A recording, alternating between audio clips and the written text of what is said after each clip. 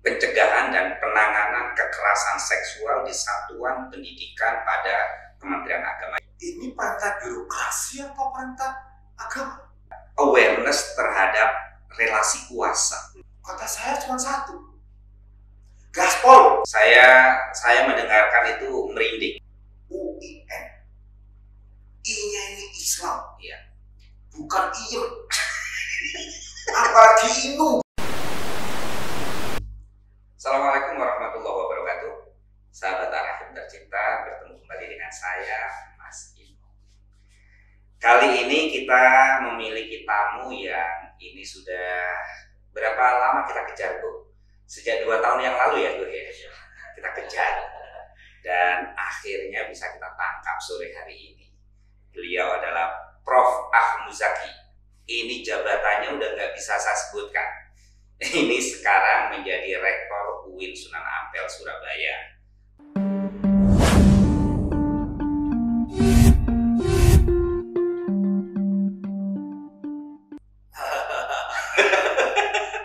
Udah macam-macam lah. Tapi sebelum saya pamer-pamer nanti, gimana kabarnya? Alhamdulillah sehat, Prof. Ino. Karena penting hari ini ya sehat ya.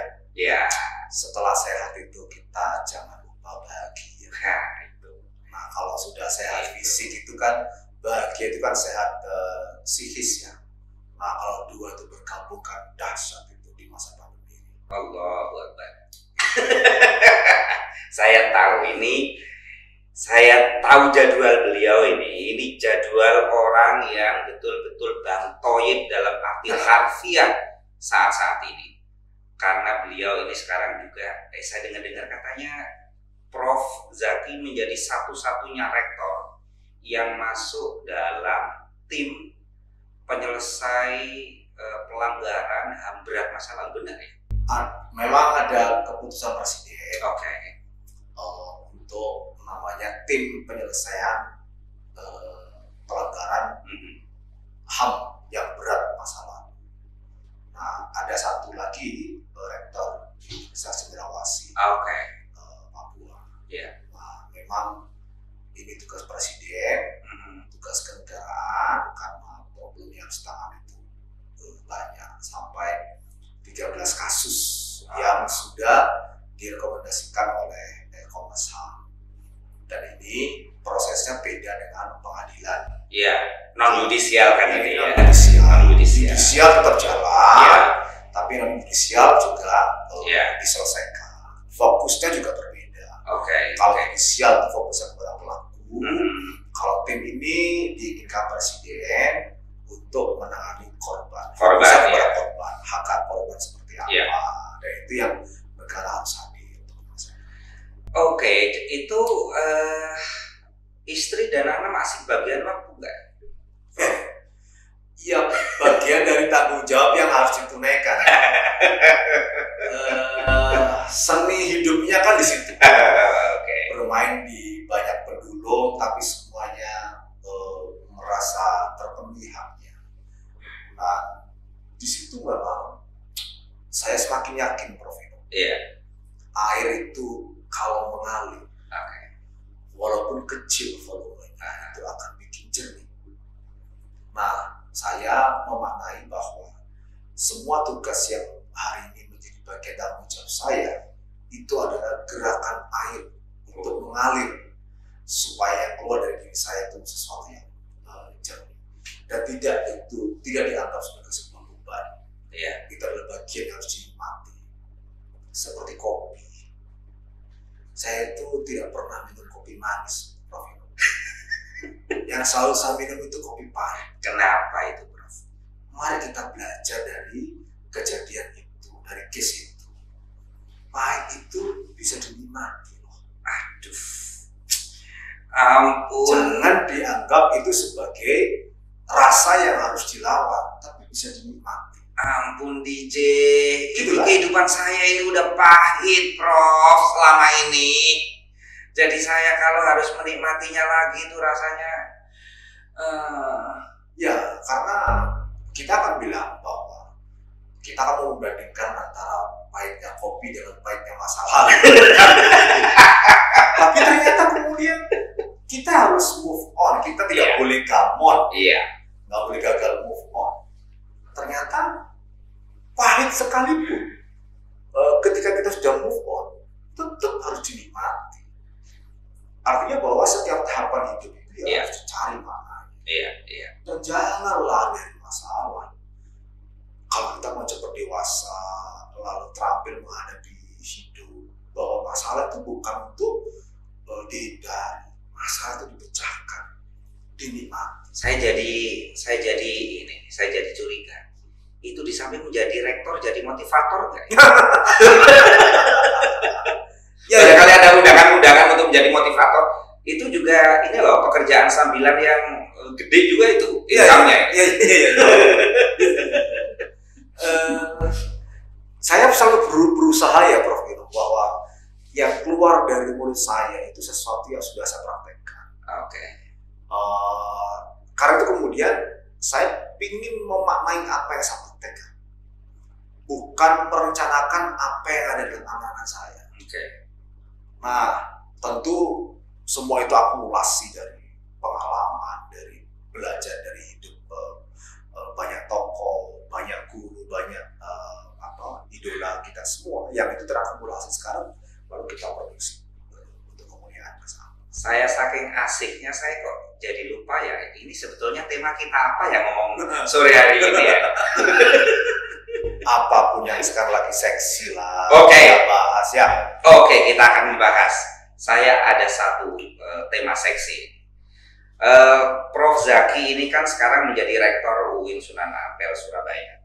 Itu salah satu universitas negeri keislaman tertua, terbesar di Indonesia. Itu bahkan kalau kemarin nggak salah di versi Unirank, itu UINSA itu perguruan tinggi terbaik ketiga di Surabaya. Dan menurut saya itu capaian yang luar biasa. Nah, tapi yang saya ingin justru begini. Ini kan Kementerian Agama barusan mengeluarkan keputusan Menteri Agama nomor 73 tahun 2022 tentang pencegahan dan penanganan kekerasan seksual di satuan pendidikan pada Kementerian Agama, yang tentu saja itu adalah PTKIN kayak UINSA Surabaya.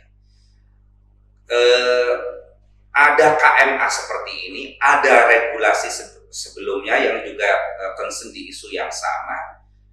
Jadi kebijakan yang diambil oleh Prof Zaki sebagai seorang rektor terkait dengan pencegahan dan penanganan kekerasan seksual itu kayak apa? Karena begini, banyak sekali loh rektor itu yang kalau ada kayak gitu tuh ditutupin karena merasa ini memalukan, tolong dong ditutupin kayak gitu. Kalau penjenengan gimana? Jadi begini, saya akan balik dengan pertanyaan. Perintah amanat untuk tidak melakukan kekerasan seksual kepada sesama. Oke. Ini perintah birokrasi atau perintah agama? Peraturan Menteri Agama nomor 73 itu memang lahir dari birokrasi yang sedang dikomandani oleh Gus Menteri. Oke. Yang namanya Kementerian Agama. Tapi ingat, kalau kita baca Peraturan Menteri Agama nomor 73 itu substansinya sebetulnya yaitu yang semangat yang diajarkan oleh agama. Oke. Karena itu seperti saya, ini kan sedang diberi amanah mimpin sebuah perguruan tinggi Islam negeri. Maka saya memanai ini bukan perintah birokrasi, ini bukan kebutuhan untuk mencetak tata ruang kita yang baik. Bukan sekedar itu. Saya memaknai ini bukan sekedar panggilan birokrasi, tapi panggilan agama. Contoh paling konkret, saya ini Prof Gino semakin belajar lama di negeri yang secara pelaturan bukan disebut sebagai negara agamis, melalui buana kebanyakan negara-negara di barat. Semakin mencintai kitab kuning saya. Oke. Saya tahu, Prof kan latar belakangnya pesantren kan ya. Contoh paling konkret ya Prof ya, tindakan anti kekerasan seksual, tindakan pencegahan berjalan kekerasan seksual. Saya lalu, oh ini ternyata yang dulu kita belajar dari kitab-kitab hadis itu, yang mengamanatkan kepada kita bersama untuk menghormati perempuan. Oke. Khiyarukum linisaikum. Orang yang terbaik di antara kalian itu yang berlakunya baik pada Perempuan. Iya. Nah, ternyata kita sekarang menemukan momentum itu. Seperti di waktu dulu saya sekolah itu. Kalau sudah jam 5, jangan sekali-kali ada laki-laki di dalam kampus berjalan di belakang perempuan dalam jarak kurang dari 2 meter. Oke. Jangan sampai teriak perempuan itu. Iya. Merasa tidak secure saja. Iya. Merasa tidak aman saja, tidak nyaman. Iya. Kita bisa kena pacak, kena pasal sebagai pelaku tindakan tidak menyenangkan urusan kekerasan. Saya tadi deg gitu karena kita bisa kena pacak. Kena pasal. Iya, ya kenapa? Jadi ternyata kemudian ada regulasi yang Iya. nilai itu kan butuh diinstrumentasi. Iya. Nah, instrumentasi nilai itu diantara melalui kebijakan. Melalui kebijakan itu. Supaya apa? Kita ini kan tidak berhadapan dengan malaikat, Prof. Iya. Kita ini kan berhadapan dengan manusia yang kadang bisa menjadi setan. Iya. Kalau baik dia bisa melebihi kebaikan malaikat. Nah, cara mengkerangkai itu ya melalui kebijakan. Maka ketika Gus Menteri mengeluarkan kebijakan melalui Peraturan Menteri Agama Nomor 73 tentang pencegahan, penanganan pencegahan kekerasan seksual di lembaga pendidikan. Respon saya cuma satu. Ini bukan sekedar panggilan birokrasi, tapi panggilan agama yang sudah diinstrumentasi oleh Gus Menteri melalui kebijakan. Nah, ada beberapa yang menarik sebetulnya yang ingin saya tanyakan ke Prof. Zaki. Itu definisi kekerasan seksual itu ada salah satu yang menarik saya. Karena di situ ada awareness terhadap relasi kuasa yang dalam konteks kehidupan di perguruan tinggi itu relasi kuasa bisa relasi antara dosen dengan mahasiswa, antara atasan dengan bawahan dan sebagainya.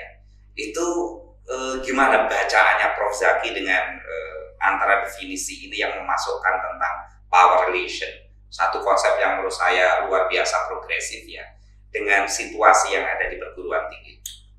Sederhana ya, hidup ini kan tidak selalu setara. Oke.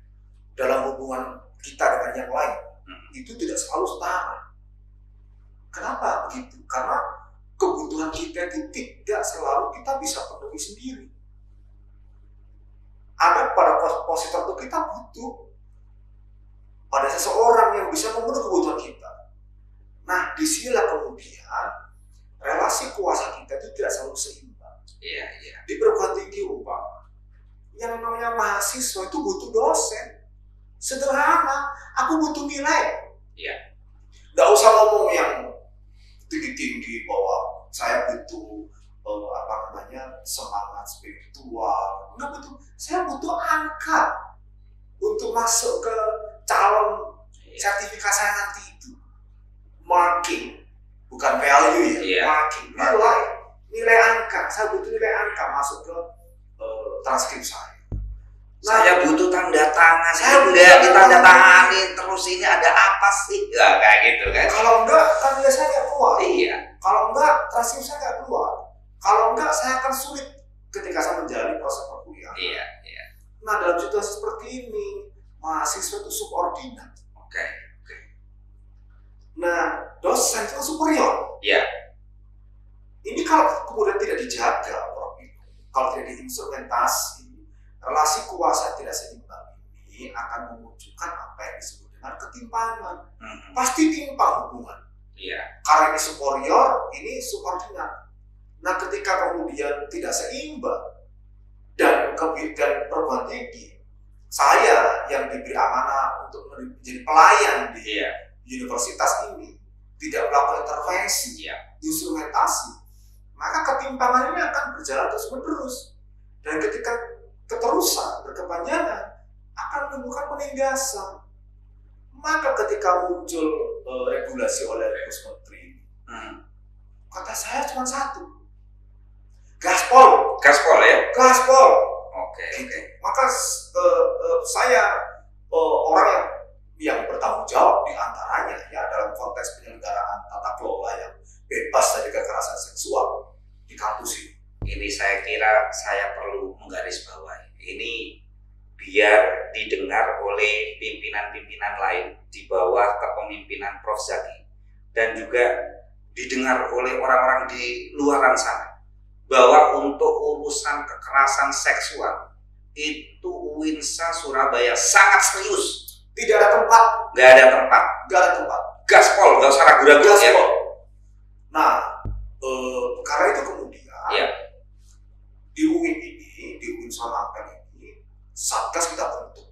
Oke. Satgas PPKS ya. Iya. Jumlah total yang ada di UIN ini, Satgas kita ini berjumlah 194. Wow. In total. Ada yang pada level universitas. Iya. Lalu kita juga punya sub-satgas di unit. Fakultas, pasca sarjana, kita punya satgas. Itu 194. Kalau itu menjadi pasukan aktif untuk memastikan kampus UINSA nggak ada kekerasan seksual, itu mestinya jumlah yang sangat signifikan dong. Sangat signifikan. Iya. Sangat signifikan. Prodi aja kita jumlahnya cuma 64. Yep. Tapi ini kita membentuk satgas PPKS untuk penanganan kekerasan seksual itu 194. Wow. Dan ini langsung komandan ini kepala pusat studi gender dan anak. Jadi yang selama ini mengurusi soal sensitivitas gender. Iya. Nah sekarang melakukan penanganan terhadap praktek-praktek yang terindikasi kekerasan. Jadi nggak ada ruang. Kenapa sih kita membuat satgas ini jumlahnya sangat gede, Prof? Iya. Supaya setiap sudut dari ruang publik yang namanya UIN Samampel Surabaya, penyelenggaraan prosesnya harus dijamin aman bersama, nyaman bersama, dan UIN Samampel Surabaya ini menjadi rumah kedua bagi mahasiswa, bagi seluruh warga kampus kita. Luar biasa ya. Saya mendengarkan itu merinding karena jarang-jarang rektor yang berani secara terbuka ngomong kebijakan kayak gini, karena biasanya itu ya pokoknya sekedar ada SK kayak gitu, tapi satgas itu bergerak apa enggak itu nggak pernah dipastikan, padahal ada prinsip untuk pencegahan itu, penanganan itu tidak terjadi keberulangan. Jadi pelayanan atau penanganan itu kan harus firm. Salah satunya begini, Prof. Biasanya korban itu kan nggak mau melapor karena dia udah berpikir, saya nanti akan dipermalukan, saya nggak dilindungi, saya juga ngelapor aja udah nggak secure, dan nggak jelas juga ini akan ditangani. Jadi dengan hal-hal seperti ini gimana memitigasinya itu, Pak Rektor? Satu kata, speak up. Speak up. Jika teman-teman, dosen, tenaga pendidikan, mahasiswa, siapapun warga kampus ini, jika merasa insecure pada keberadaan dirinya, speak up. Jangan takut. Saya bersama teman-teman, saya turun langsung urusan ini. Kenapa? Ini bukan soal alat birokrasi. Ini panggilan agama. Tidak ada Islam itu memperkenankan ada kekerasan seksual dalam bentuk apa. Nah, karena itu kemudian kami melakukan fasilitasi. Nah ini menjadi rektor. Ini yang penting. Prof. Nggak cukup banyak semangat. Gaspol nggak cukup. Mumpung jadi rektor sebagai pimpinan yang diberi amanah oleh pemerintah melalui Gus Menteri, tugas saya adalah melakukan fasilitasi terhadap pekerjaan ini supaya semua warga kampus merasa secure untuk speak up. Kita sediakan ruangan. Wah. Jadi ada ruangan, orang bisa speak up, bisa ngomong apa saja, bisa melapor apa saja. Dan terlindungi. Dan terlindungi. Kenapa? Kita siapkan ahli hukum, kita siapkan komisi etik, kita siapkan konselor, kita siapkan semua proses yang dibutuhkan oleh teman-teman sekalian. Gitu. Dan tidak boleh ada siapapun yang boleh menekan, melarang minimal untuk harus supaya speak up. Tidak. Kenapa? UIN, I-nya ini Islam, bukan IEM. Apalagi Inung, bukan. Ini bukan Inung negeri, bukan. I-nya ini Islam. Jadi kita ini kepilih melakukan instrumentasi Islam melalui fasilitasi pada ruang publik yang namanya perguruan tinggi. Di sinilah kemudian kita ingin mengamalkan. Itu ada kitab menarik, Prof. Saya kemana-mana sering mengutip kitab ini.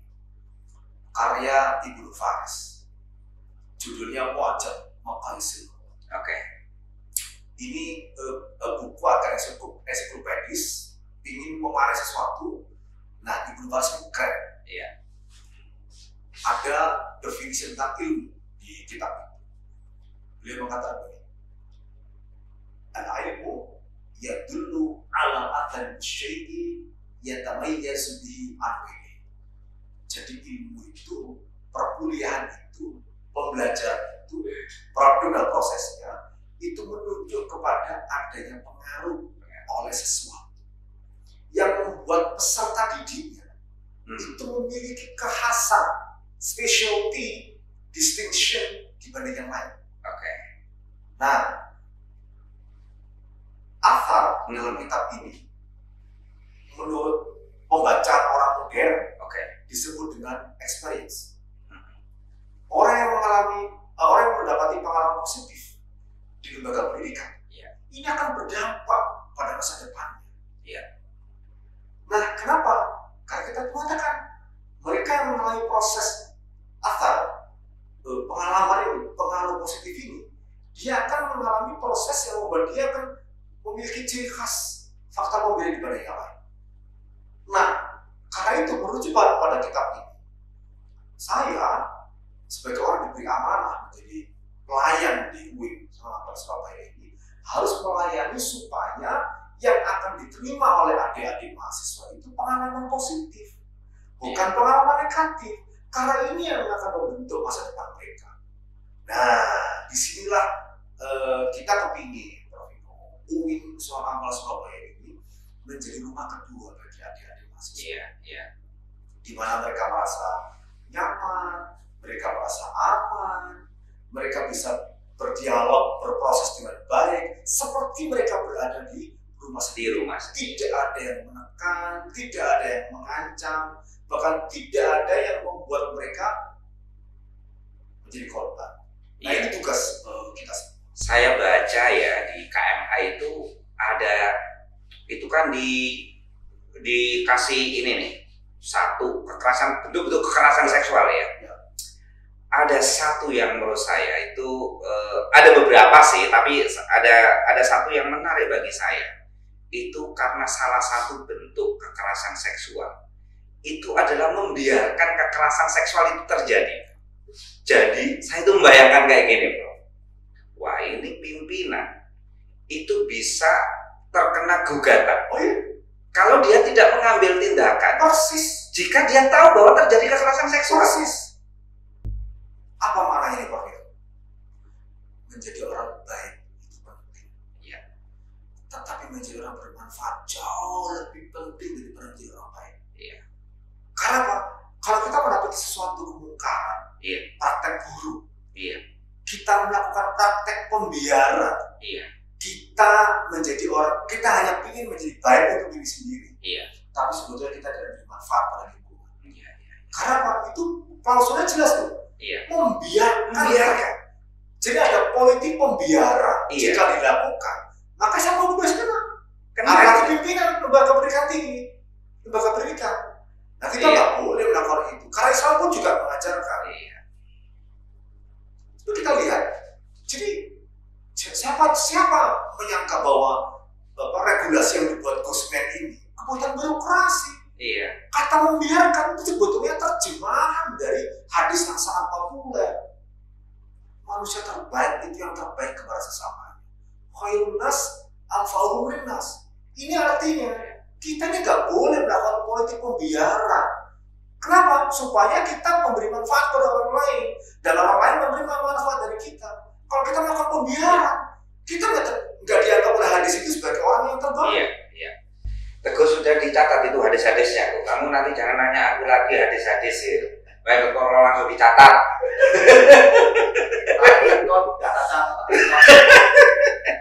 Saya jadi selama ini tuh kalau di media-media itu selalu yang digoreng-goreng kan menatap dengan nuansa seksual. Menurut saya itu cemen, itu maksud aku itu biasa. Itu di kalangan para aktivis gender itu udah sangat lumrah bahwa tatapan dengan nuansa seksual itu termasuk kekerasan seksual. Tapi salah satu hal yang menurut saya progresif sekali itu karena salah satu bentuk kekerasan seksual itu adalah politik pembiaran. Kenapa itu penting? Gila menurut aku ini. Kenapa itu penting? Ini luar biasa, lebih maju. Iya. Dari orang-orang modern yang lain. Iya. Lebih maju klausulnya. Kenapa itu penting? Kebaikan itu kan butuh ekosistem. Iya.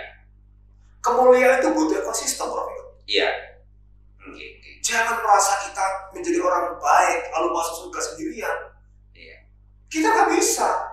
Kemuliaan, kebaikan itu butuh ekosistem. Aku kok kayak nggak menghadapi rektor tapi kayak menghadapi kiai ini. Oh, santri. Kita kan begitu yang diajarkan oleh para ulama. Jadi yang kita butuhkan itu ekosistem kebajikan, ekosistem kemuliaan.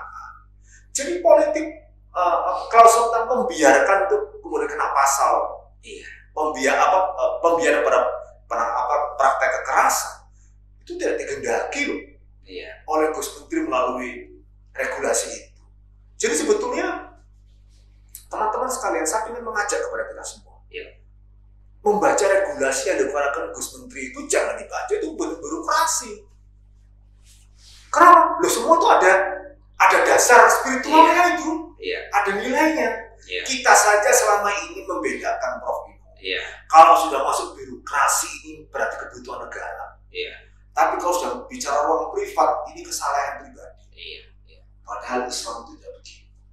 Yang dibutuhkan oleh Islam itu adalah mengkonversi kesalahan pribadi ini menjadi kesalahan birokrasi. Dan itu adalah anfa'uhum linnas. Itu anfa'uhum linnas. Dengerin kok, aku itu mulai bisa kayak gini. Dalil-dalil kamu. Dia mengira saya nggak ngerti dalil katanya gitu. Wah, sembro anak cuti kan rohani. Itu mengapa saya menggarisbawahi ini sepenting ini loh, Prof. Itu kan misalkan ada komisi etik atau tim penyelidik ad hoc yang dibentuk. Kemudian investigasi satu laporan kasus kekerasan seksual.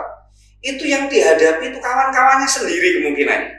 Yang dihadapi koleganya, bahkan yang dihadapi itu ini adalah senior saya kayak gitu. Akhirnya kemudian ya udah deh kayak gitu loh. Padahal dia menjadi bagian dari jajaran pimpinan. Kan sebetulnya kena dia kalau nggak ngambil tindakan. Ayo kita kupas Pak. Apa sih yang membedakan status DS dengan DT? Apa itu DS dan DT? DS itu berarti dosen biasa. Oke. Tugasnya itu dia mengajar. Iya. Lalu menjadi ilmuwan meneliti. Iya. Lalu ada satu selain. Iya. Yaitu dosen dengan tugas tambahan. Kayak Pak Rektor ini DT ya? Iya, kayak saya Okay. DT. Tidak sekedar dosen biasa. Iya. Tapi dosen yang diberi tugas oleh Gus Menteri pada tambahan menjabat sebagai rektor. Kalau kemudian mendapat sesuatu yang negatif, Iya. kok saya diem, Bro? Iya. Ini makan, astagfirullahaladzim, kok begitu ya, dosen Dosen biasa. biasa. Iya. Nah masalah begini, sampai dikasih logistik loh sama pemerintah, sampai dikasih kewenangan melalui regulasi. Dan karena itu dikasih insentif. Karena itu kurang kasih insentif lebih dari dosen biasa. Pertanyaannya, kalau sampai diam, membiarkan itu istighfar itu kan sebenarnya sederhana gitu. Sampai kepingin dianggap sebagai orang baik. Karena sampai tidak melawan orang lain. Karena sampai tidak ingin merusak hubungan orang lain. Tapi kan sampai baik untuk diri sendiri. Nggak beri manfaat. It's not enough. It's not enough. Gitu. Karena muslim yang baik kata Nabi tadi itu. Yang manfa'uhum linnas. Pertanyaannya, bagaimana menerjemahkan spirit hadis ini ke dalam birokrasi? Kan begitu. Maka jangan kemudian tinggalkan panggung birokrasi hanya gara-gara sampai ingin dianggap sebagai orang baik. Enggak. Kalau kita meninggalkan panggung itu semua, lalu pertanyaannya, gimana ruang publik Islam ini? Mari kita refleksikan. Kenapa ruang publik di masyarakat barat, dalam tanda kutip itu kan relatif lebih baik dibanding ruang publik kita. Sementara kita punya ajaran menghormati orang lain, tidak boleh menyakiti orang lain, memuliakan perempuan, orang tua memuliakan yang muda menghormati yang tua, kan begitu? Kan hadisnya jelas. Lesmina malam yarham sabirana walau yuqir kabirana. Jadi pertanyaannya, ini bagaimana kita terjemahkan dalam praktek ke tata kelola ruang publik kita? Punya ajaran seindah itu, tapi ruang publik nggak terkelola dengan baik. Birokrasi nggak terkelola dengan baik. Karena kita berhenti memaknai kesalehan itu secara pribadi. Jadi kita lebih mengedepankan yang disebut dengan maslahah fardiyah, bukan maslahah ammah. Common goods itu kita kesampingkan. Yang kita pikirkan itu private goods. Ini tidak boleh. Private virtues. Ini yang nggak berkah. Sebetulnya bukan ajaran Islam. Bukan ajaran Islam.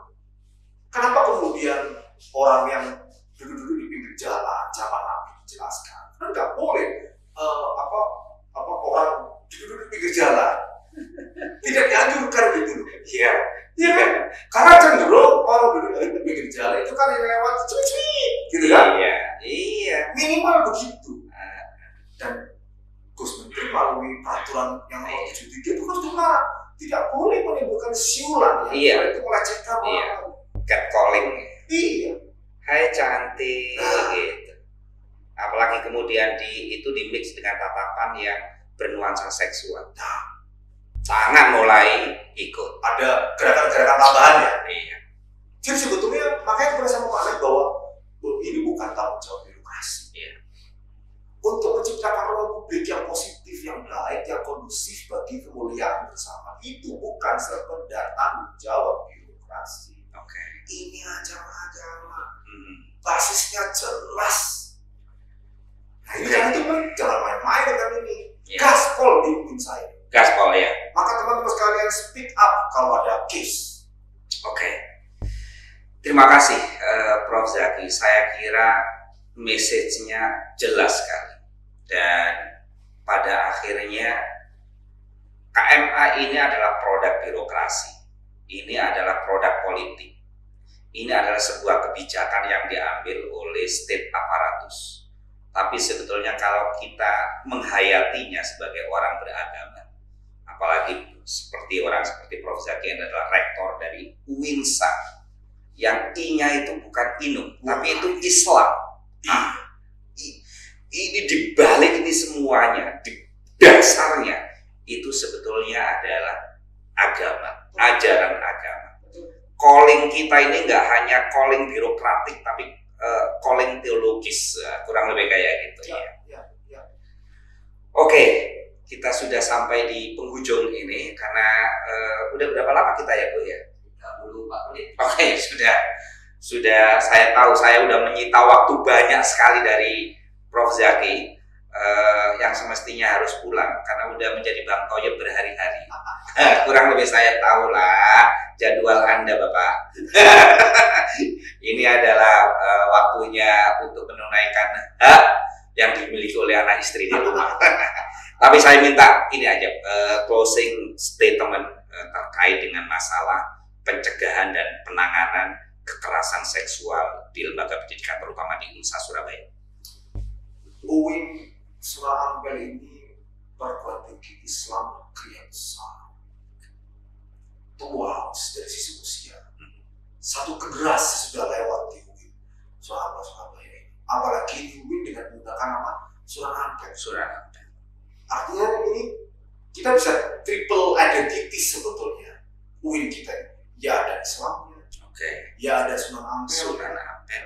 Kan begitu, Iya. ada negerinya. Ada negeri. Pertanyaannya, bagaimana cara kita mau deliver ketiga nilai ini? Iya. Kita gabungkan satu, nilai agama, warisan lokal, sama perintah negara. Kita gabung jadi satu. Dalam konteks ini, maka UIN Surah Ampel Surabaya harus menjadi rumah yang aman dan nyaman dari praktek apapun yang terindikasi kekerasan seksual. Maka saya mengajak kepada kita semua, mari kita jalankan perintah ini, dan kita mari bukan perintah birokrasi semata, tapi panggilan agama. Speak up, kalau ada case, dan saya menjadi bagian dari kebutuhan untuk menjaga kemuliaan perguruan tinggi. Thank you Pak Rektor, Prof. Zaki. Kita sudah mendapatkan nggak hanya clue, ini adalah message yang paling jelas bahwa kampus UINSA Surabaya itu harus menjadi rumah yang aman dan nyaman bagi siapa saja yang ada di dalamnya. Karena ini adalah rumah bersama, maka tidak layak jika di dalam rumah itu ada satu keluarga yang dia menjadi predator seksual. Ada sebagian yang menjadi korban atau potensial menjadi korban dari kekerasan seksual. Dan yang paling penting, KMA ini adalah tidak hanya semata-mata perintah birokrasi, tapi juga perintah agama. Dan penghayatan ini hanya ada di sini, di UINSA Surabaya. Terima kasih Prof. Kehadirannya, terima kasih waktunya. Semoga bisa menjalankan amanah, memastikan kampus ini menjadi kampus yang aman dan nyaman untuk semuanya. Amin. Terima kasih, matur suwun. Sampai-sampai.